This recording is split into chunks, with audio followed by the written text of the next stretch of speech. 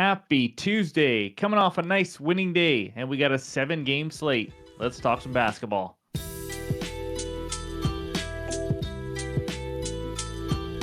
What's going on, everyone? Welcome back in to another episode for Just a Bet Outside. I am your host, Steven, and we're here to talk some more NBA action. 3-2 day yesterday, 2-1 on those one-unit plays.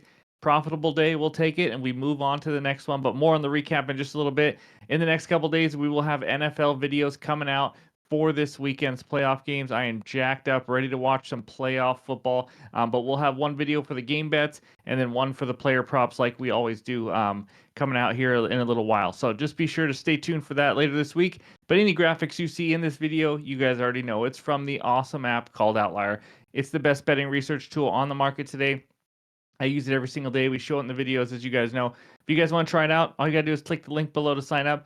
You get a 7-day free trial. Absolutely nothing to lose. So let's get into it. The name that player from yesterday, you guys are good. Let's just face it. You guys are really good. It's not easy to stump you guys. It was Grandmama Larry Johnson. I'm not listing who got it right because there was a ton of you that got it right, but very impressive. And it actually made me Google why he was called Grandmama because I never actually knew, but it had to do with commercials he did with Converse and all that. So anyways, we got another one. It's time for Name That Player again. Let's see if we can stump you guys. This guy played 19 seasons. He played for 4 NBA teams. He was a 5-time All-NBAer, and he appeared in a 90s sitcom.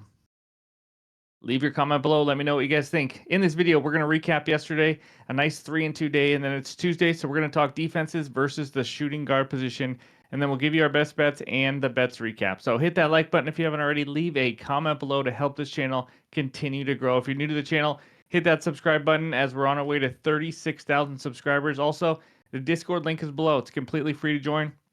We talk sports, and we got a lot of smart minds in there giving away bets all day, all night. So come check it out. But I'm ready to get started. And that means it's recap time. All right, there it is, the 3-2 Monday. So we start out with PJ Washington over 22.5 points plus rebounds. He got the job done. He had 22 after 3 quarters. Took a little bit in the fourth quarter, but I think it was midway fourth. He cashed for us. Cade Cunningham, the easiest winner of the day, absolutely crushed it. This guy is an absolute stud right now. Easy one-unit winner. And then James Harden under 20.5 points. This one hurt. Like I said, I almost took his over assists. I think that was the play. Instead, I took under 20.5 points. I still like it. He just took so many shots. He didn't even have a good shooting night. Last I checked, he was like 8 for 18 or 8 for 19 or something. And he went over with 3.5 minutes left in the game, hit a bucket to go to 22 points, and that's where he ended. So we take the loss. It is what it is. Kevin Durant over 29.5 points plus assists. This was off to a rough start from the beginning. He had, I think, 4 PAs after the first quarter where he played all 12 minutes. He finally got it going a little bit in the fourth quarter, but he ended, I think, 2 short or 3 short or something. He was playing with Devin Booker, who shot like 17 times and made 3 shots. It was brutal. But either way, we take the half-unit loss. That was an added play, but we just split it with the other added play for a half-unit. OG Anunoby under 22.5 PRAs. A little sweaty there in the third quarter, and then he pretty much did nothing the rest of the game, so that was nice. So 3-2, like I said, won about 3/4 of a unit, now up 12.76 units on the year. This is the overall record and the breakdown for everything. So now before we get to those best bets, let's talk the shooting guard position. All right, we start with the defenses giving up the most points to the shooting guard position. If the team or player is in green, that just means they are playing today. We got one matchup here, the Pelicans facing Anthony Edwards, 23.3 points per game, facing the Pelicans, who have given up 24 points per game to shooting guard position. And again, this is all in the last 30 days. So you see Jazz up there, Warriors up there. The 2 teams giving up the most points to shooting guard position are playing. And then how about CJ McCollum? 25 points per game. It helps when you lay a 50 burger on one of those games. But either way, take a screenshot. Hopefully this helps you get some winners. We do a new position every day of the week if you're new to the channel. Now, most rebounds to shooting guards, we got no matchups. Just some players and teams that are playing. Hornets giving up the most rebounds to shooting guards, as well as the Thunder, who give up a lot of rebounds to the guard position, and just a lot of rebounds in general. And then over there on the right side, Cam Thomas, who obviously is dealing with an injury as well, so keep an eye on that. But Anthony Edwards, 6 rebounds per game. Dyson Daniels and Quentin Grimes are the 3 shooting guards that are playing today. So there's the rebounds. Now let's check out the assists. And holy mackerel, it's a John Madden play. We have a million. The Hawks are facing 2 because, well, Jordan Clarkson comes off the bench and plays shooting guard as well. So you guys take that for what it is. But Colin Sexton, 4.9 assists. Clarkson, 3.8. They're facing the team that gives up the most assists to the shooting guard position in the last 3 days. And then we got the Wizards playing them. The Suns facing Brandon Miller of the Hornets, 4.6. Suns giving up 6.3. The Jazz facing Dyson Daniels, 4.1. Jazz giving up 6.1. And the final one, the Pelicans yet again facing Anthony Edwards, getting 3.9 assists per game. Pelicans giving up 5.7. And as you guys know, these charts have gotten some winners. They really helped us yesterday, helped us get an easy Cade Cunningham winner. So hopefully you guys are using this as part of your handicap. Not obviously not just the only reason you make a bet, but that's what we got for all the overs. Now let's look at the tough matchups for the shooting guard position. Shocking. The Wizards are actually giving up the fewest points per game to the shooting guard position, 19.6. That just means every other position is scoring on them. Then the Nets, Bulls, Thunder, T-Wolves, Celtics, so on and so on. Then the fewest rebounds to shooting guards is the Rockets, 5.3. Then we see the Jazz playing today and the Heat all in the top 5. And then the fewest assists, Magic are always up here. They don't give out many assists or many buckets. What a win yesterday, by the way, over the Knicks. Pistons, Bulls, Celtics, and T-Wolves round out the top 5 teams and giving the fewest assists to the shooting guard position. So that's what we got for all the research help today. And now it is time for the best bets. All right, this first one takes us out to Denver, Colorado, where the Nuggets host the Boston Celtics. Celtics minus 4.5. Total in this one is 236. I got a player prop. It's an over on a guy I haven't bet yet. Give me the zinger. Kristaps Porzingis over 23.5 points plus rebounds, minus 115 on Bet365. It's a half unit play because I'm just going to tell you guys right now, there's not a lot of props out the night before, so I'm going to take it easy. There will be more plays, and we'll have another play after this one as well. But this line is not out as of recording on DK or FanDuel, but Bet365 has minus 115, so we're going to go with it.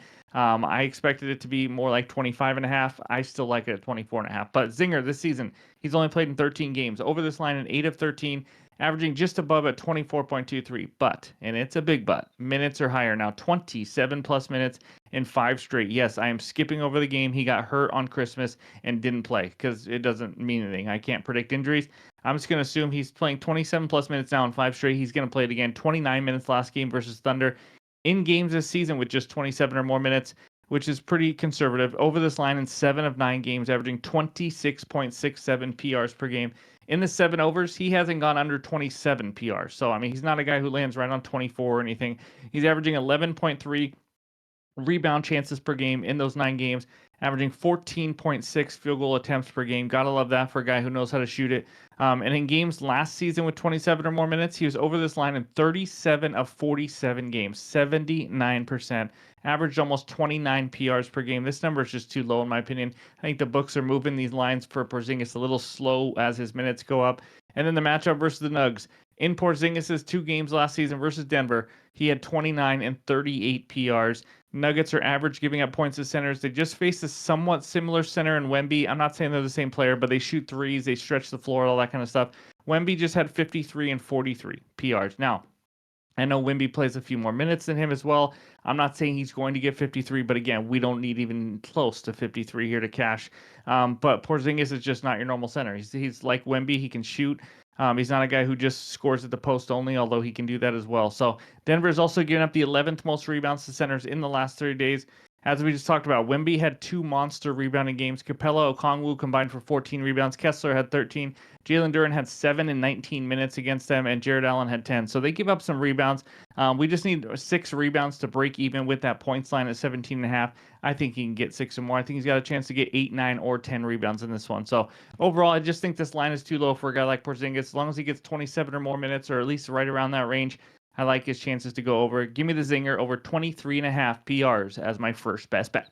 All right, this second one takes us out to Washington, where the Wizards are facing the Houston Rockets. Rockets minus 10.5 total in this one, 226. Now, when I say there's not a lot of props out and the slate is ugly the night before, I mean it because we're betting a Wizards game. But I still like it. It's a half unit play. Give me the Rockets minus 10.5 at minus 115 on BetMGM. If you can only get 11, I like it there too. I'm going to keep it pretty simple though.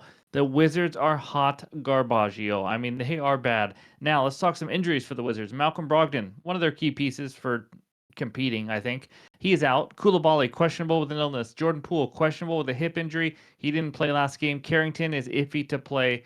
The Rockets injuries, I know Jabari Smith's still out. Jalen Green is questionable. If he plays or not, I still like this, to be honest with you. The Wizards this season, 9 of the last 11 losses have been by 11 or more points. The last 2 games, they were both against the Pelicans, and they lost both games by 12. It is not easy to lose to the Pelicans by 12 points 2 games in a row. I'll just tell you that. They are 30th in offensive rating, 28th in defensive rating. They're just incredibly awful. They struggle. If you look at a little bit of the matchup, they struggle in transition defensively, allowing opponents to score the 7th most points off turnovers. Rockets have scored the 2nd most points in transition in the NBA. So that's going to be a problem for them. Wizards struggle defending the paint. They've allowed the 5th most points in the paint in the NBA. Houston has scored the 6th highest percentage of their points in the paint. A healthy Wizards team alone is pretty bad. Now, an injured team, it's bordering a really good G League team. So, Rockets versus bad teams. We'll just talk Rockets real quick. They've taken care of business for the most part. Beating the Pelicans by 17, beat the Hornets by 13, beat the Pelicans again by 20, beat the Blazers by 28, although they did play the Blazers on the second night of a back-to-back, which can be weird, and they did lose that one. They beat the Bulls by 36. They have proven this year that for the most part they can put away bad teams, and Wizards are as bad as it gets. So I'm not going to overthink this one. I think this line should be around 14 or 15 or so. I think they cruise to a win here. So give me the Rockets minus 10.5 as my second. And yes, final best bet on the video because, like I said, I don't feel like staying up till like 2 a.m. until props come out. So there will be more added play. So be sure to check the pinned comments on X and on Discord for the added play. So that's what I got for the best bets. Now let's check out the recap. All right, there it is. Just the 2 bets so far. Kristaps Porzingis over 23.5 points plus rebounds for a half unit. Rockets minus 10.5 over the lowly Wizards for another half unit. And if you fast forward till the end of the bets recap, just know there will be added plays coming. It'll be in the pinned comments on X and on Discord. Thank you guys for watching. As always, I really appreciate it. If you haven't already, hit that like button as well. But hope everyone has a great Tuesday, and we'll talk to you soon.